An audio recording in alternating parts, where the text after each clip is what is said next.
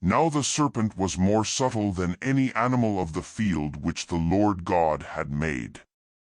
He said to the woman, "Has God really said, 'You shall not eat of any tree of the garden'?" The woman said to the serpent, "We may eat fruit from the trees of the garden, but not the fruit of the tree which is in the middle of the garden. God has said, 'You shall not eat of it. You shall not touch it, lest you die.'" The serpent said to the woman, "You won't really die, for God knows that in the day you eat it, your eyes will be opened, and you will be like God, knowing good and evil." When the woman saw that the tree was good for food, and that it was a delight to the eyes, and that the tree was desirable to make one wise, she took some of its fruit and ate. Then she gave some to her husband with her, and he ate it too. Their eyes were opened, and they both knew that they were naked.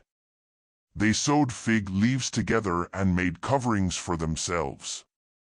They heard the Lord God's voice walking in the garden in the cool of the day, and the man and his wife hid themselves from the presence of the Lord God among the trees of the garden. The Lord God called to the man and said, "Where are you?"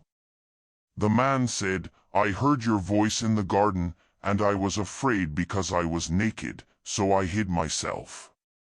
God said, "Who told you that you were naked? Have you eaten from the tree that I commanded you not to eat from?" The man said, "The woman whom you gave to be with me, she gave me fruit from the tree, and I ate it." The Lord God said to the woman, "What have you done?" The woman said, "The serpent deceived me, and I ate." The Lord God said to the serpent, "Because you have done this, you are cursed above all livestock and above every animal of the field. You shall go on your belly, and you shall eat dust all the days of your life. I will put hostility between you and the woman, and between your offspring and her offspring. He will bruise your head, and you will bruise his heel." To the woman he said, "I will greatly multiply your pain in childbirth. You will bear children in pain. Your desire will be for your husband, and he will rule over you."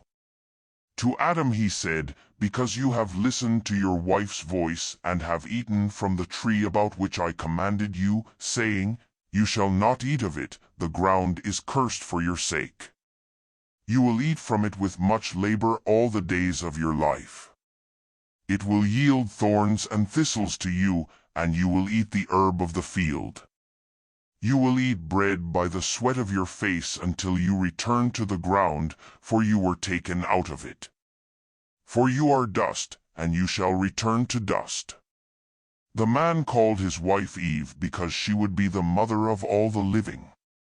The Lord God made garments of animal skins for Adam and for his wife, and clothed them. The Lord God said, "Behold, the man has become like one of us, knowing good and evil. Now, lest he reach out his hand, and also take of the tree of life, and eat, and live forever." Therefore the Lord God sent him out from the Garden of Eden to till the ground from which he was taken. So he drove out the man, and he placed cherubim at the east of the Garden of Eden, and a flaming sword which turned every way, to guard the way to the tree of life.